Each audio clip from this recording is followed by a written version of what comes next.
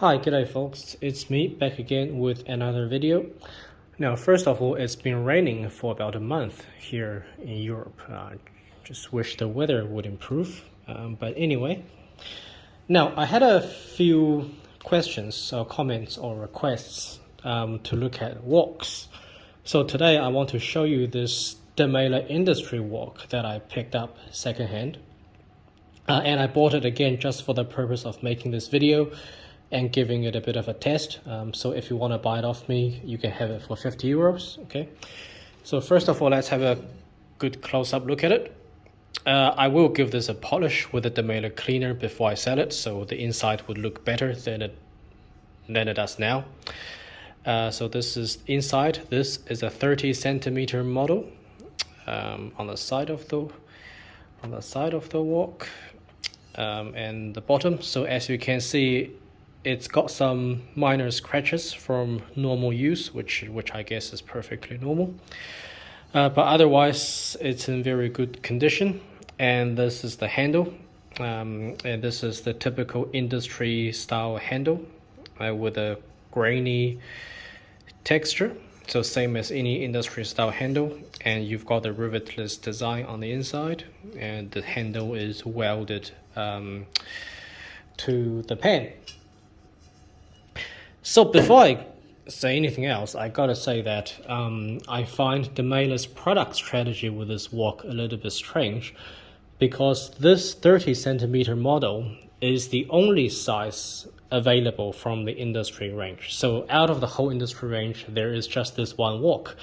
But it does come in two versions. So this version has the long handle, and you've got another version with the two short handles, but the walk itself is exactly the same.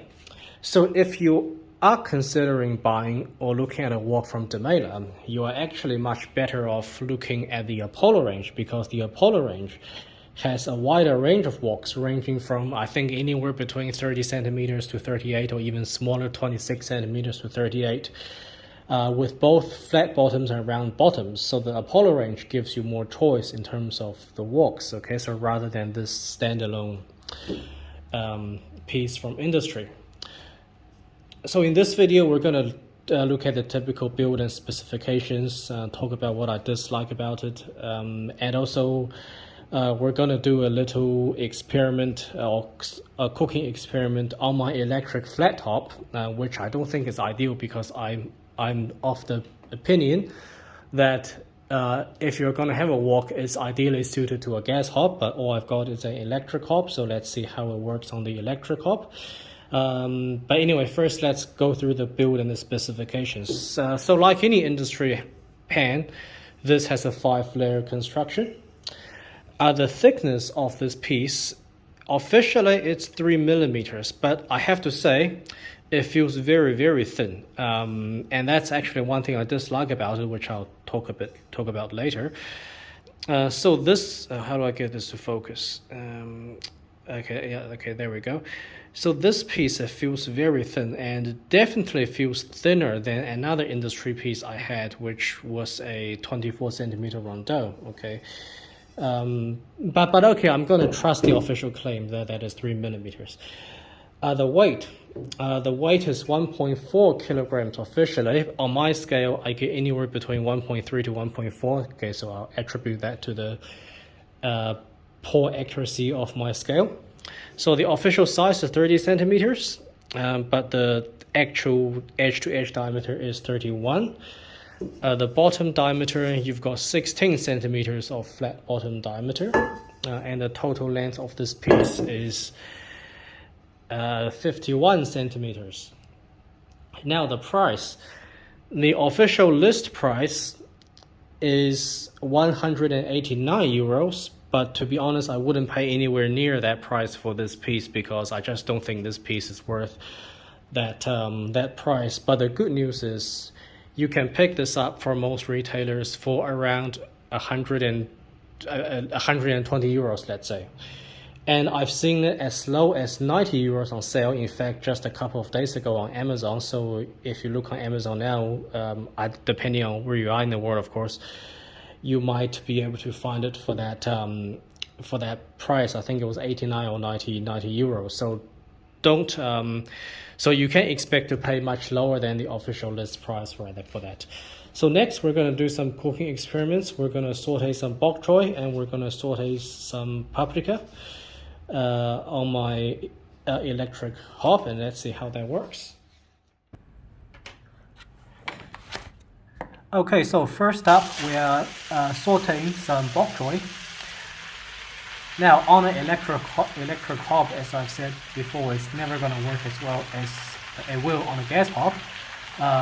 But overall, it worked better than I thought it would, and I find that a wok, regardless whether it's electric or whether it's on a gas hob, it is quite suitable for vegetables that initially take up a lot of volume, but later it reduces down significantly. So another example would be spinach. So even though it was just on a flat top, the wok managed to cook this rather large batch of bok choy fairly quickly. But one thing that I do note is that it did release a lot of water, and that I suspect is because, well, first of all, the bok choy contains a lot of water, but it's also because that the wok, it doesn't have as much room as a skillet for the water to evaporate. So overall, for the bok choy, I was quite happy with how the wok did in this little test.